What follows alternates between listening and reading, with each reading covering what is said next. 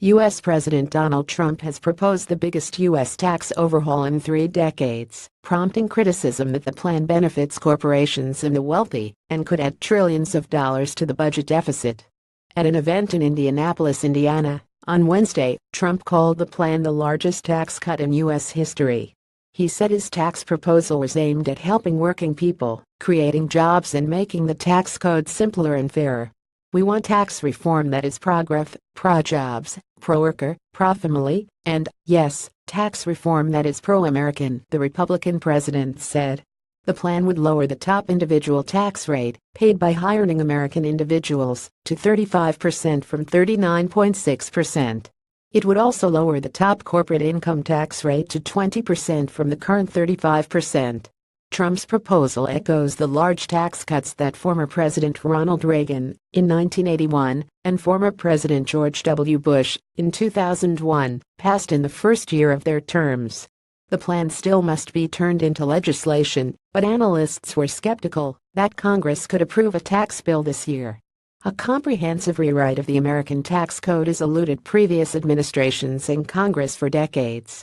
The last one was passed in 1986 under Reagan. Trump has appealed to Democrats to back the plan, although they were not consulted in drafting it. But Democrats said the plan would expand the budget deficit in order to provide tax cuts to wealthy Americans, rather than the middle-class families that Trump and Republicans say they are trying to help. The tax plan that the Trump administration outlined on Wednesday is a potentially huge windfall for the wealthiest Americans. It would not directly benefit the bottom third of the population. As for the middle class, the benefits appear to be modest, the New York Times reported in a news analysis.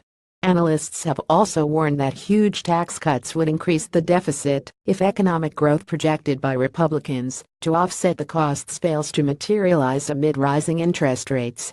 The proposal drew a swift, skeptical response from some members of Trump's own Republican Party. Senator Bob Corker, a leading Republican fiscal hawk from Tennessee, vowed not to vote for any federal tax package financed with borrowed money. "What I can tell you is that I'm not about to vote for any bill that increases our deficit, period," Corker told reporters on Tuesday. The federal income tax is the centerpiece of a long-standing bipartisan consensus that wealthy Americans should pay an outsized share of the cost of government.